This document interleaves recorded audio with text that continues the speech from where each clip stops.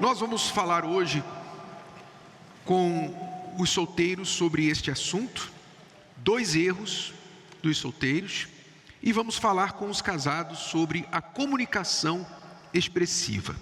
Então preste atenção, você solteiro, divorciado, viúvo, você que está namorando, você está procurando uma pessoa, preste atenção nesses 2 erros que nós vamos falar, e os casais sobre a comunicação expressiva. Vamos primeiro falar sobre esses 2 erros dos solteiros. O primeiro erro é o seguinte: acreditar que no casamento será diferente. Nós vemos isso o tempo todo. Muitos solteiros cometem esse erro, onde na ansiedade de casar, a pessoa finge que não vê. Ou ela realmente está tão cega pela paixão, pela carência, que ela não vê. A maioria das vezes ela vê e finge que não vê, mas às vezes não vê, porque ela está procurando outras coisas. Mas se você casa pensando, ela vai mudar, você não fala isso para não espantar a pessoa. Você não quer espantar a pessoa, você não quer atrapalhar o dia do casamento. Então, dá dúvida, né, para a pessoa desistir. Então você fala, não vou falar nada. Primeiro eu vou agarrar, eu vou garantir, né, esse peixe na rede. E depois eu tento mudar. Mas o que você esquece é que você está dizendo para essa pessoa no dia do casamento, ou no dia que você foi morar com ela, talvez não teve casamento, você está dizendo o seguinte: eu te aceitei do jeito que você é, em qualquer situação. Aí vai morar junto, casa, e aí começa aquela reclamação, aquela tentativa. Não, mas você podia ser menos assim, você podia ser mais assado, e por que você faz isso e tal? E aí a pessoa, peraí, você está querendo me mudar? Poxa, mas você me conheceu assim, e toda aquela ladainha, que no nosso caso foi 12 anos, eu me vali disso. Não que é impossível mudar, eu mudei, mas custou, viu? E quase custou meu casamento. Então, isso é um erro comum e que muitos erram por causa da ansiedade e por causa da carência e da cegueira seletiva, a cegueira opcional, movida pelo seu desejo de estar com a pessoa. Uma outra coisa também que eu vejo que é um erro muito comum das mulheres, porque para a mulher, quando ela pensa assim em se casar, em formar uma família, em morar com um homem, e ali ela vai ter a casa dela e o marido dela, mesmo que não tenha se casado com ele, mas ela vai morar com ele. Na cabeça da mulher, ela pensa assim: bom, agora eu vou mudar de vida, agora eu vou ser uma esposa, eu vou ter um marido, eu vou ter uma família. Então, ela muda aqui dentro, na mente dela, imediatamente. O homem não. Quando ele fala assim, ó, vamos morar junto, ele pensa que é só morar junto mesmo. Ele não pensa assim, não, vamos morar junto, porque eu vou ser seu marido. E eu vou ter só olhos para você, e eu vou dar toda a atenção para você, e nós vamos formar uma família. Não, ele não pensa assim, ele pensa assim: puxa, seria tão legal se a gente pudesse ficar junto todo dia. Mas ele não pensa assim, eu vou ser o marido. Ele não pensa isso, porque se ele tivesse se casado, no papel, né, casamento, aí sim ele ia se ver marido. Mas muitas vezes não acontece isso mais. Então, para a mulher não. Ela pensa assim, ele me chamou para morar com ele. Ou seja, eu vou ser esposa. Ele vai ser meu marido. E aí tudo na cabeça dela muda. Ela já começa a ter expectativas. Normal, porque é isso que está acontecendo, na verdade. Ou não? Né? É o que ela acha que está acontecendo.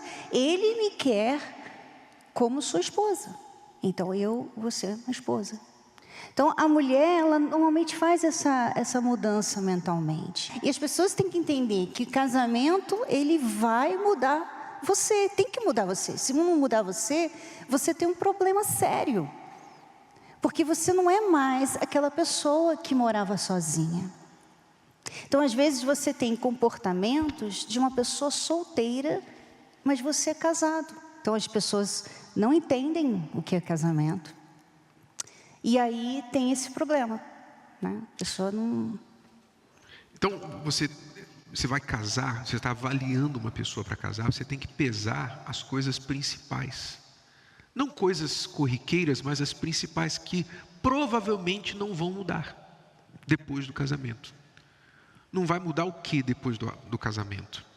Então, a visão de mundo que a pessoa tem. O que a pessoa pensa sobre o futuro? O que ela pensa? Ela tem, por exemplo, essa pessoa que você está namorando ou está considerando para namorar, ela tem um pensamento de vítima.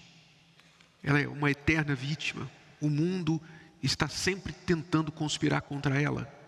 Isso é uma coisa que, se ela tem isso na cabeça e não nasceu de Deus, só o milagre. Mas você quer casar com uma pessoa e depois ficar vindo fazer corrente para ela se converter? Para ela nascer de Deus? Então, toda a ideia do solteiro fazendo a terapia do amor é para que ele faça o trabalho antes. E não precise fazer o trabalho reparativo, porque ele está fazendo o preventivo. Então, não venha na terapia do amor como solteiro para depois plantar problema para fazer terapia do amor como casado com problema. Porque aí você está errando 2 vezes, sim ou não? Errou 2 vezes, não aprendeu nada como solteiro e agora como casado está errando novamente. Olha o que diz o texto sagrado. O prudente, isso é prudência, prevê o quê? O mal. E esconde-se, quer dizer, foge, sai fora. Sai da reta, né?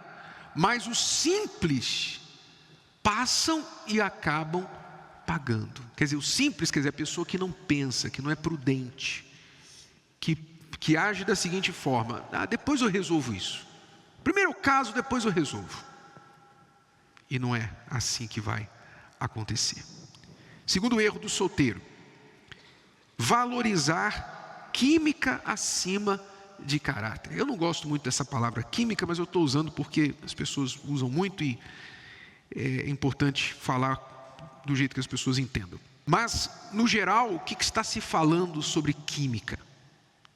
Quando as pessoas usam essa palavra, está se falando de uma atração física, está se falando de uma atração visual.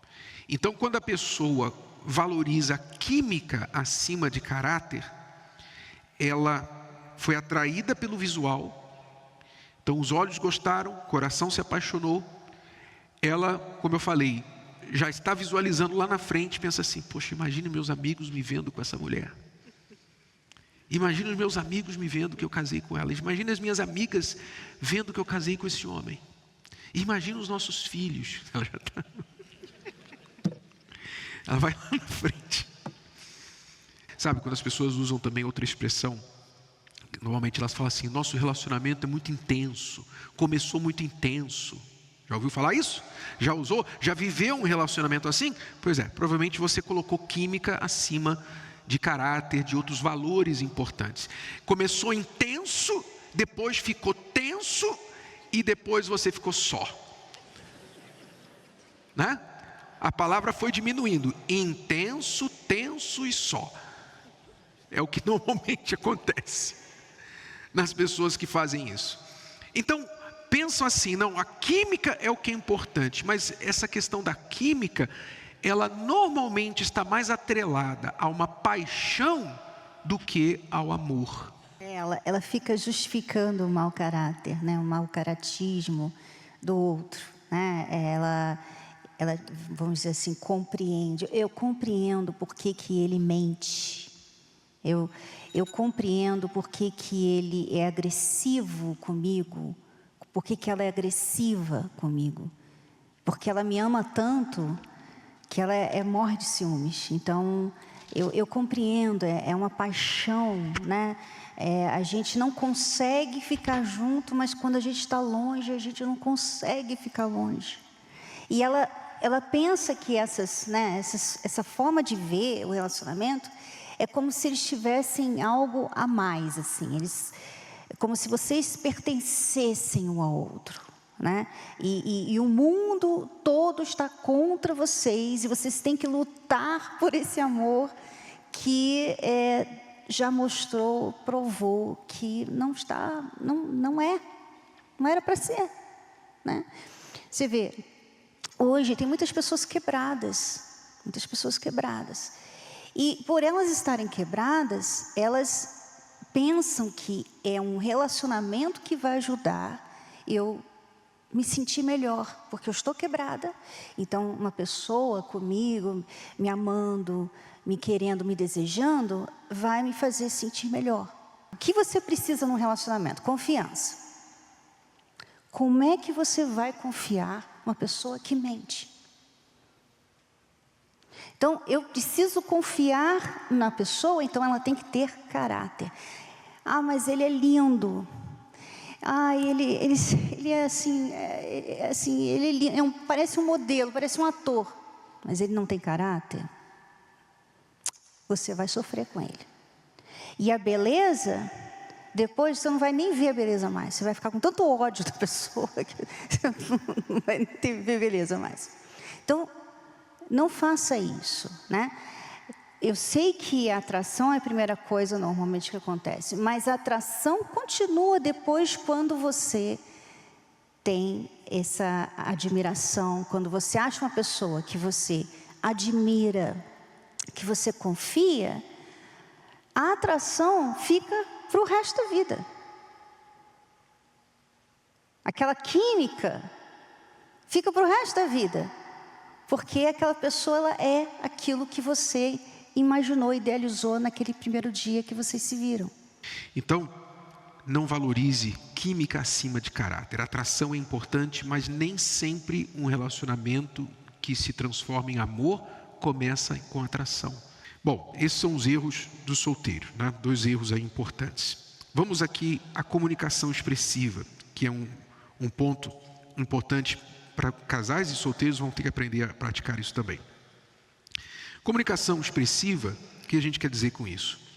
A comunicação, desculpe a redundância, mas é a comunicação que comunica. É a comunicação que se expressa e não a comunicação por telepatia. Muitos, e isso acontece com todos os casais, todos, muitos, alguns mais, outros menos, presumem que o outro sabe o que a pessoa pensa, a pessoa quer. Normalmente é assim, ela sabe o que eu quero, ela sabe o que eu gosto, o que eu não gosto. Então, ela deveria ter a iniciativa e fazer. Eu não deveria ter que pedir para ela, porque ela já sabe o que eu preciso. Ela não fala para ele, ela espera para ver a iniciativa, e como o coitado, sem noção, não tem o mínimo de simancol, ele é constantemente alvo das suas murmurações. Você nem uma flor, você sabe que dia é hoje? Pronto. Quando ela faz essa pergunta, você sabe que dia é hoje? Bom, eu vou deixar com você. Eu não faço essa pergunta. Eu já aprendi. Não faz eu mais, acho né? que as mulheres deveriam aprender a não passar mais por isso. Eu aprendi, não faço mais essa pergunta. E quando eu quero uma coisa, eu peço. Né? Então, por exemplo, Renata, eu vou fazer aniversário mês que vem. Estava pensando, você podia me dar aquele presente. Eu já vou direto no assunto. Né? Porque eu já passei... Comunicação expressiva. Exemplo de comunicação expressiva. Já sei isso aí. Isso aí. Mas tem também aquelas pessoas que elas querem que a outra saiba que elas estão chateadas. Então, elas batem a porta, fecham a cara, né? Fecham a cara. Tá lá, né, fazendo um suco, alguma coisa, mexendo bastante, fazendo todos os barulhos possíveis, né? Porque quer mostrar que está chateado. Quer que a outra pessoa fale assim, o que foi? Né? Isso não é comunicação expressiva. Não. Você você tem que entender o seguinte, você tem que ser racional. A gente sempre fala sobre amor inteligente, né? Amor inteligente é racional, é o que é prático. Você tem que resolver isso, né? Você tem que resolver isso, porque é todo dia. Então, como é que você vai resolver isso? Vamos usar a razão, né? Então, eu tenho que me comunicar, mas não com raiva. Porque se eu me comunicar com raiva, ele não vai ouvir. Ele não vai ouvir. Ele vai ficar se defendendo, ele vai desligar. Ele vai desligar. Você está falando e você está lá. E você já desligou. Então, você tem que fazer ele ouvir também. Então, você tem que se comunicar e fazer ele ouvir. Então, a comunicação é muito importante e a forma como você vai se comunicar com essa pessoa é muito... Eu posso falar aqui por mim, né? Quando a gente se casou, a roupa que ele tirava suja nunca ia no cesto, nunca. Sempre do lado de fora do cesto, né? E às vezes, aí começou indo por assim, aos poucos. A cada ano ele ia se aproximando mais do cesto. E aí o que eu fiz? Eu parei de reclamar, né? Eu parei de reclamar e eu ia lá, pegava, botava dentro do cesto. Custa nada para mim, não perdi braço, nada. E um dia, eu acho que ele, sabe, se enxergou. E ele começou a colocar pendurado no cesto. Depois começou a entrar no cesto. Hoje ele põe tudo no lugar, gente. Sapato, tudo direitinho. Sempre cai dentro. Mas eu tive que parar de reclamar. Beijados serão os lábios do que responde com palavras retas. Palavras retas aqui, no original, não quer dizer grosseria, não. Quer dizer clareza. Aquele que responde com clareza. Beijados serão os lábios do que responde com palavras retas. Então, você pode colocar isso em prática e também com outro colocar isso em prática e dizer, bom, a partir de hoje, eu não vou presumir mais que você sabe o que eu estou pensando, o que eu preciso, o que eu quero. Se eu perceber que você não está entendendo, percebendo, eu vou falar com você claramente o que é. E a gente vai ter uma conversa. E eu queria que você fizesse o mesmo comigo. E isso vai acabar o quê? Em beijos. Depois a gente vai dar um beijo. Eu vou beijar os seus lábios, que foram retos, que foram transparentes e claros comigo. Amém?